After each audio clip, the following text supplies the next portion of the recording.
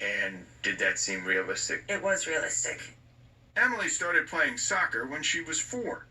By the time she was 11, she was playing the sport year-round on an elite club team. Club was 11 months out of the year. You'd get a break July. You're coming back August. This was pretty much day in, day out, week in, week out, month after month. There are girls out there that are practicing all day, every day. And if you're not one of them, they will beat you to the spot you want. And Guys, we're giving it up. We gotta stay with it. After 3 major surgeries on her knee to repair 3 major tears, Emily's been forced to retire from the game at the age of 16. how many varsity soccer games did you play for your high school? 4 games. People play 4 years, and I got 4 games. Emily is part of a different club, the growing group of young athletes seeking help from this man, Min Coker. And learned was disturbing.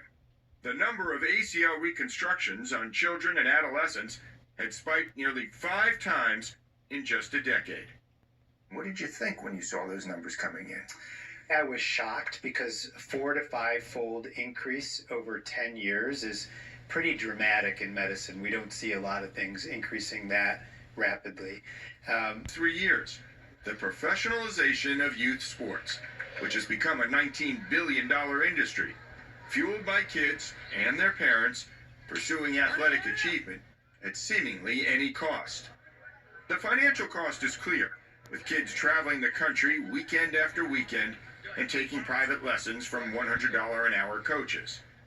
Less well known are the physical costs, as young people, determined to keep up with the competition, are picking a single sport at a very young age, then playing it several hours a day, virtually every day of the year, until their body simply gives out.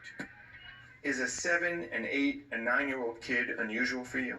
Not anymore. 5-10 years ago, everyone would come and take a look at it. Oh my God, there's an 8-year-old getting an ACL surgery done. Now it's like, oh, another 8-year-old. That's great. Back in Boston, Tighten and lift, and yep, just up parallel, perfect. And Emily Gervais is in rehab too, after her 3rd major knee surgery. It's only been a few months since Dr. Coker gave her the toughest news of her young life, that her soccer career was over. To Shannon and Kirk Franz with their daughter Maddie, a soccer player with a bad knee, who is already on a regular treatment plan designed for the elderly. They started her on a series of it's osteoarthritis medicine, and they do 3 injections 3 weeks in a row, and then her knee feels good and stays in place for about 6 months. When I listen to that, It sounds crazy. I agree. you took Need knee surgery eventually, knee replacement eventually. we just like, it's like you're gonna be hobbling around at the age of 30. So is that worth it? I don't know. John, this single one sport obsession involving, you said, 20 million kids, driven by money, by fame. bingo, bingo, bingo. What? Money.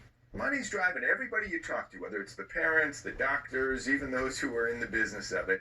Money is driving all of this. Is there any evidence that these kids who are on these club teams are the ones getting the D1 scholarships or the pro careers? No, in fact, the data suggests just the opposite, that those who are specializing, particularly at a very early age, that it is not necessarily resulting in the college scholarship. It's certainly not the professional career. So this is a quixotic effort, so why? Yeah, everybody's buying into the myth here that this is something that's going to advance their kid's cause, and it really isn't. And, you know, I just want to explain to you that there are some guidelines here that the doctors think everybody should take to note, which is that, one, diversify here. The same way that you grew up playing different sports by season, and even if you are doing something with such great intensity, if it's football, basketball, baseball, change it up. The different tech sports will offer you a better health outcome. All right, John, thanks very much.